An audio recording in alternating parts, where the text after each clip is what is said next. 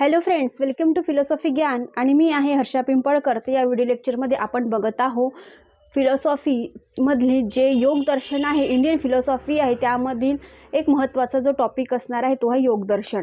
जर तुम्ही माझा पहिलेचा जर व्हिडिओ नसेल बघितला तर पहिले बघून घ्या, म्हणजे तुम्हाला हा जो व्हिडिओ सेकंड व्हिडिओबद्दल मी काय सांगत आहे तुम्हाला प्रॉपर तरीकेने तुम्हाला कळणार आहे।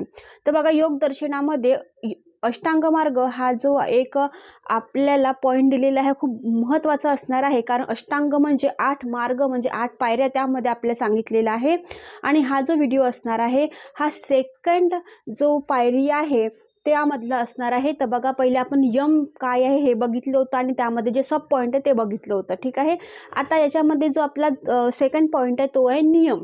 आता बघा, नियम म्हणजे काय, तर काही ना काही रूल आणि रेग्युलेशन आपल्याला असणं आवश्यक आहे आपल्या जीवनामध्ये।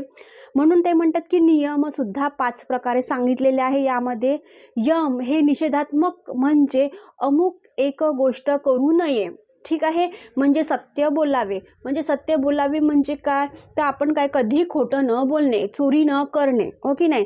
अहिंसा, अहिंसा म्हणजे काय आहे, कोणाचेही मन वाचा कायाने काय करू नये, हिंसा करू नये। आणि म्हणूनच ते म्हणतात की अहिंसेचा पालन केलं पाहिजे ना। म्हणूनच यम जे आहे निषेधात्मक मार्ग शिकवत असते की अमुक गोष्ट करू नये। तर आपला नियम काय शिकवणार आहे, तर हे भावात्मक असणार आहे की अमुक एक गोष्ट काय करायची तुम्हाला पाळायचीच असणार आहे। म्हणजे नियम हे भावनात्मक म्हणजे अमुक कर, ठीक आहे। म्हणजे या गोष्टीकडे आपल्याला इथे आपल्याला ते लोक सांगत आहे की अंतर्भाव करत आहे नियमामध्ये। तर व्यक्तीचा जर विकास करायचा असेल तर त्याच्यामध्ये आचरणाचे काही ना काही टप्पे असतात आणि त्या टप्प्याला यांनी काय म्हटलेलं आहे, मी 5 भागामध्ये त्यांनी इथे काय केलेलं आहे, डिवाइड केलेलं आहे। आणि ते 5 जे भाग आहे, जे नियम आहे ते कोणते आहे आता आपण बघणार आहोत। तर पहिला असणार आहे शौच, नंतर आहे सेकंड जो आहे संतोष, तिसरं आहे तपस, चौथा आहे स्वाध्याय आणि 5वा आहे ईश्वर प्रणिधान, ठीक आहे। हे जे 5 जे नियम सांगितलेले आहे हे कसे आहे, भावनात्मकतेच्या दृष्टिकोनातून अमुक कर हे आपल्याला इथे सांगतात। तर चला एक एक करून आता आपण व्यवस्थित डिस्ट्रीब्यूट करणार आहोत यामध्ये काय सांगितलेलं आहे त्यामध्ये, ठीक आहे। आता बघा, शौच, शौच म्हणजे आपल्याला एकच गोष्ट आठवते की आपण जात असो सकाळला, ठीक आहे। पण याच्यामध्ये फिलॉसॉफिकल वेनुसार शौच म्हणजे काय, तर शुद्धता। आता बघा, शुद्धता कशी असणार आहे, ही अंतर्गत पण असते आणि बाह्य गट पण असलं पाहिजे ना। म्हणजे अंतर्गत पण आहे आणि बाह्य स्वरूपामध्ये पण आहेत। आणि त्यानुसार अंतर्गत शुद्धता ही अशुभ भावनांच्या त्यागाने होत असते। म्हणजे क्रोध, मत्स्य यासारख्या अशुभ भावना रूपी मलिन्य धुवून टाकल्याने अंतर्गत शुद्धी आपल्याला होत असते, हो ना। म्हणजे जेही आपल्याला राग येत असते कोणाबद्दल किंवा एकदम आपण मत्सर पाळत असतो की नाही, याला आपण कट्टरतेने आपण पाहत असतो, म्हणून ते काय असले अंतर्गत शुद्धता असते। आणि बाह्य शुद्धी म्हणजे काय, तर आपण स्नान वगैरे गोष्टी केल्या पाहिजे, बरोबर आहे की नाही। कारण आपण योग काय आहे हे व्यवहारिक गोष्टी शिकवत असते, तर व्यवहारामध्ये आपण रोज सकाळी उठून आपले काय केली पाहिजे, अंगाची शुद्धी केली पाहिजे, याच्यामध्ये आपल्याला सांगितलेलं आहे। म्हणून त्यांनी सांगितलेलं आहे की जसं अंतर्गत शुद्धता असली पाहिजे तशीच आपली काय असली पाहिजे, बाह्यगत शुद्धता पण असली पाहिजे ना। आणि म्हणूनच आपण काय असलं पाहिजे ना, हेल्दी असलं पाहिजे ना, आपण निरोगी असलं पाहिजे ना। याच्यामध्ये त्यांनी आपल्याला शौचमध्ये म्हणजे शुद्धतामध्ये सांगितलेलं आहे। तर शौच कसं असलं पाहिजे म्हणते, ती अंतर्गत पण असली पाहिजे आणि बाह्यगत पण इथे आपल्याला असली पाहिजे ना। आता बघा, दुसरा जो नियम आहे ते काय म्हणतात, आता बघा संतोष। आता दुसरा नियम सांगितला आहे तो म्हणजे काय असणार आहे, संतोष। आता बघा, ज्याचा अर्थ उघड जर आपण बघितलं तर काही गोष्टी साधन संपत्ती आपल्याकडे असेल तर त्यावर काय करणार म्हणते, त्यावर योग्याने संतुष्टी मानावी, म्हणजे अधिकाराची अपेक्षा करू नये, ठीक आहे। म्हणजे आपल्याकडे देवाने जेही दिलेलं आहे की आपल्या कष्टाचे असेल किंवा आपल्या वडिलोपार्जित जेही संपत्ती असेल त्याच्यावरती त्यांनी काय केलं पाहिजे, संतुष्टी मानली पाहिजे। नाही तर तुमच्या परिश्रमाने तुम्ही काय केलं पाहिजे, त्याला काय केलं जसंच तसंच साठवून ठेवलं पाहिजे, नाही तर त्याला काय केलं पाहिजे, खूप मोठ्या प्रमाणामध्ये व्यापकतेच्या दृष्टिकोनातून त्याला तुम्ही अजून मोठं केलं पाहिजे ना। म्हणजे जे आहे ते तर तुम्ही संतुष्टी मानली पाहिजे, पण याच्या व्यतिरिक्त जर तुम्हाला चांगलं काही करायचं असेल तर तुम्ही तेही करू शकता। म्हणजे याच्यामध्ये संतोष म्हणजे काय, तर तुमचं जेही साधन संपत्ती आहे त्यातच तुम्ही काय असले पाहिजे, आनंदी असले पाहिजे, तुमचं मनसोक्त तुम्ही काय केलं पाहिजे, याचा उपयोग घेतला पाहिजे ना। हेच याच्यामध्ये संतोषमध्ये आपल्याला योग दर्शनामध्ये नियमामध्ये सांगितलेलं असणार आहे। तर चला तिसरा जो नियम आहे तो आहे तपस. तपस म्हणजे काय? हा जो तिसरा नियम आहे ते काय म्हणतात तर शीतोष्णासारख्या परस्पराशी अत्यंत विरुद्ध अशा गोष्टी सहन करणे म्हणजे शरीराला ताप अथवा त्रास देणे म्हणजे तपस होय. पण त्याचा अर्थ असा नव्हे की योगासं अत्याधिक शारीरिक पीडा संमत आहेत. शरीर जर बघितलं हा फार लाडवलेले करू नये. कारण काय? जर निसर्गाने आपल्याला जेही उपलब्धी दिलेली आहे, निरनिराळ्या गोष्टीतून शक्ती दिलेली आहे, त्याचा सामना जर करायचा असेल तर तुम्ही तुमच्या शरीराला काय केलं पाहिजे, त्याच्यानुसार ढाळलं पाहिजे ना.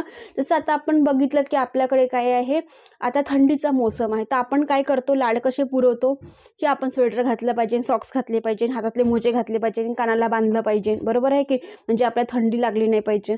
म्हणजे आपण काय करत असतो, आपले लाडच पुरवत असतो ना शरीराचे, का आपल्याला विजा झाली पाहिजे, आपल्याला चुटमुचारा खायला पाहिजे, आपल्याला काही गरम गरम वस्तू खायला पाहिजे हिवाळ्यामध्ये, हो की नाही? म्हणजे हे जे आहे आपल्याला तपसमध्ये सांगितलेलं असते की शरीराला जास्त लाडावू नये. म्हणजे निसर्गाच्या जेही निरनिराळ्या शक्तीशी त्याचा काय असला पाहिजे, सामना करता आला पाहिजे त्याला. आणि तितकाच मर्यादित अर्थ इथे तपसने इथे घेतलेला आहे. म्हणून कृच्छ चांदायनादी व्रताचे अनुष्ठान याचाही समावेश कुठे केलेला आहे, आपल्याला तपसमध्ये इथे पाहायला मिळत असते. म्हणून ते म्हणतात की तपस म्हणजे काय, तर तुम्हाला शीतोष्ण आणि उष्ण या सगळ्यांचा परिस्थितीचा इथे सामना करता आला पाहिजे ना, हेच योगाने इथे सांगितलेलं आहे. म्हणून तुम्ही काय करायचं नाही, शरीराचे फार चोचले पुरवायचे नाही, जास्त लाड करायचा नाही. ठीक आहे. हे कुठला आपला नियम आहे, हा तिसरा नियम आपल्याला इथे सांगत आहेत. आता बघा चौथा जो नियम असणार आहे तो कोणता असणार आहे, तर चौथा आहे आपला स्वाध्याय. ठीक आहे. आता हा जो चौथा नियम आहे यामध्ये स्वाध्याय काय सांगत असते हे आता बघणार आहोत. स्वाध्याय म्हणजे काय, तर आपण असं प्रमाणभूत असलेल्या ग्रंथाचे पुन्हा पुन्हा अध्ययन करणे. प्रमाणभूत जे ग्रंथ आहे आपल्याला दिलेली आहे, जर गायत्री मंत्र झालं, याचं पण काय करते, पुन्हा पुन्हा अध्ययन करणे. ओंकाराचं काय करणं, स्वरूप जे आहे त्याच्या पण आपण अध्ययन करणे. प्रमाणभूत ग्रंथ म्हणजे रामायण, महाभारत यांचं पुन्हा पुन्हा काय करणे, अध्ययन करणे. ते आपल्या कशामध्ये आचरणात आणणे. म्हणजे त्यामुळेच व्यक्तीचा काय होणार आहे, इथे विकास साधला जाणार आहे. आणि हा जर विकास साधायचा असेल तर म्हणून योग दर्शनामध्ये जो सेकंड जो पॉईंट आहे नियमामध्ये, हे आपल्या स्वाध्याय रूपामध्ये इथे त्यांनी सांगितलेलं असणार आहे. तर चला, जो पाचवा आहे नियम ते काय म्हणत आहे ते बघणार आहोत आता आपण. आता बघा ईश्वर प्रणिधान. आता ईश्वर प्रणिधान बघितलं तर पाचवा नियम झालेला आहे. आता ईश्वर प्रणिधान म्हणजे ईश्वराविषयी आसक्त बुद्धी ठेवून ईश्वराला शरण जाणे. म्हणजे तपस, स्वाध्याय आणि ईश्वर प्रणिधान या 3 नियमांना योग मार्गात फार महत्त्वाचे इथे स्थान दिलेले असणार आहे.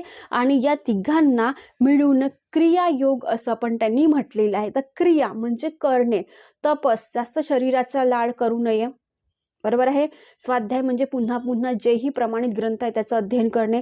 ईश्वर प्रणिधान म्हणजे काय, ईश्वराविषयी जेही आपल्या मनामध्ये आसक्ती बुद्धी आपण ठेवत आहोत त्याला डायरेक्ट काय करणे, शरण जाणे, का आता तूच काय करता करविता आहे असं त्याच्यामध्ये सांगितलेलं आहे. आणि या तिघांचा जेव्हा मेळ साधला जातो, या तिघांचं जेव्हा आपण बघत असतो तर याला आपण काय म्हणतो, क्रियायोग अशा नावाने ते एक नावाने पण संबोधल्या जात असते. म्हणून संबंध जर बघितला तर अष्टांग मार्गाऐवजी जरी आपण योगाने निष्ठेने हा जो क्रियायोग आचरला आपल्या मानव रूपामध्ये, जे आपण समाजशील प्राणी आहोत, आपण आचरणामध्ये जर आणला तरी त्याचा काय होणार आहे, योगाचे संपूर्ण फल इथे काय होणार आहे, प्राप्त होणार आहे. आणि असे खुद कोणी सांगितलेले आहे, स्वतःहून पतंजलींनी सांगितलेले असणार आहे. म्हणूनच म्हणतात की बायबलाच्या जुन्या करारात म्हटले आहे की प्रत्यक्ष परमेश्वराने ओझेसला नैतिक स्वरूपाच्या 10 आज्ञा दिल्या, त्यांची यमनियमाशी तुलना करणे उद्बोधक ठरेल. म्हणजे बायबलाच्या जुन्या करारामध्ये पण आपल्याला यम नियमाची तुलना इथे करताना दिसत आहे. म्हणजे किती महत्त्वाचं आपलं योग दर्शन आहे हे यामध्ये सांगितलेलं आहे. म्हणजे प्रत्यक्ष परमेश्वराने मोझेसला नैतिक स्वरूपाचा 10 आज्ञा दिल्या. ओके नाही, जे 10 आज्ञा दिलेल्या आहे इथिक्समध्ये परमेश्वराबद्दल, हे नियमामध्ये पण याची तुलना केलेली आहे, हे इथे त्यांनी सांगितलेलं आहे. खूप छान ओळ आहे ही वाली. आणि म्हणूनच आपण या व्हिडिओमध्ये काय बघितलेलं आहे याचा एकदा रिकॅप करून घेऊया आपण आता. तर चला, यम म्हणजे काय, तर पहिल्या व्हिडिओमध्ये आपण बघितलेलं होतं. आता या व्हिडिओमध्ये काय आहे, सेकंड पार्ट असणार आहे. तर म्हणून नियम काय आहे हे बघितलेलं आहे. यम काय सांगतात की निषेधात्मक गोष्ट, अमुक एक गोष्ट करू नये. तर नियम जे आहे ते काय सांगतात, भावनात्मक रूपतेच्या गोष्टी सांगतात की अमुक एक तुम्ही काय करा, गोष्ट करा. म्हणजे पहिला जो आहे, आपल्याला व्यक्तीचा विकास जर साधायचा असेल तर तुम्हाला शौच, सेकंड संतोष, तप, थर्ड आहे जो आहे तपस, नंतर चौथा आहे स्वाध्याय, जो 5वा आहे ईश्वर प्रणिधान. या 5 गोष्टीच्या नियमाचा तुम्हाला काय करावं लागेल, अवलंब करावा लागेल. आणि त्यानुसारच या 5 गोष्टीचा इथे काय दिलेलं आहे, त्यांनी सविस्तरपणे आपल्याला अभ्यासक्रमामध्ये दिलेलं आहे. आणि तुम्ही चांगल्या प्रकारे याची तुम्ही प्रॉपर तरीके नोट्स काढू शकता. ठीक आहे. यानंतरचा जो व्हिडिओ घेणार आहे मी, या आसन आणि प्राणायामबद्दल सांगणार आहे, ते काय असणार आहे. आणि मी अष्टांग मार्ग 2-3 दिवसामध्ये हे पूर्ण संपवणार आहे, कारण आपल्याला नंतर पण एक दुसरे 2-3 व्हिडिओ घ्यायचे आहे. ठीक आहे. तुम्हाला व्हिडिओ आवडत असेल तर लाईक करा, शेअर करा, कमेंट्स करा की तुम्हाला फिलॉसॉफीबद्दल अजून कुठल्या टॉपिकवरती तुम्हाला व्हिडिओ पाहिजे नाही. ठीक आहे. चॅनलला सबस्क्राईब करायला विसरू नका, म्हणजे जेव्हाही मी व्हिडिओ अपलोड करेल तर तुमच्यापर्यंत त्याची नोटिफिकेशन पहिले येऊन जाणार आहे. Thank you for watching my video friends.